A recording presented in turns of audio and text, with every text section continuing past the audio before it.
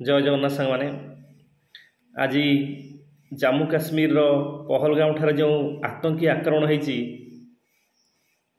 से पाखापाखि 27 जन निरीह लोक जीवन चली जाइए, जोटा कि बहुत दुख आ कष्टर विषय। प्रभु जगन्नाथ पाखे मु प्रार्थना करी जे दुख समय ताको परिवार को असीम धैर्य एवं साहस दिंतु ए परिस्थिति मुकलिया।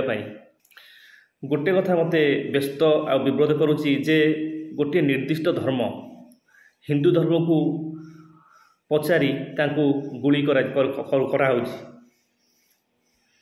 जोटा कि कह जाए जे आतंकवाद कौनसी धर्म न थाए, किंतु एठी आकाश को मारी दिया जाउची, सेठी अब्दुल को छाड़ी दिया जाउची।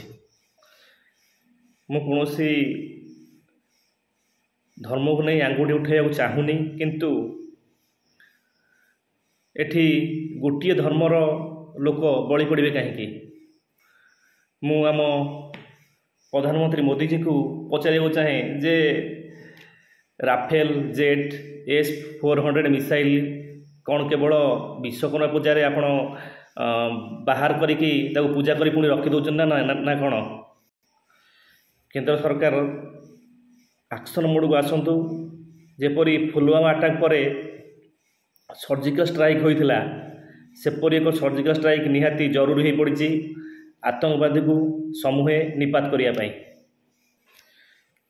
शेष में मु समस्त को निवेदन करी से राज्य सरकार हो बा केंद्र सरकार हो समस्त दल मान को अनुरोध करी से माने राजनीति ऊर्ध्व को जाई शोक संतप्त परिवार को यथासंभव साहाय्यर हाथ बढ़ातु एवं आतंकवादी को निपात करंतु, निपात कर साहाय्य करंतु।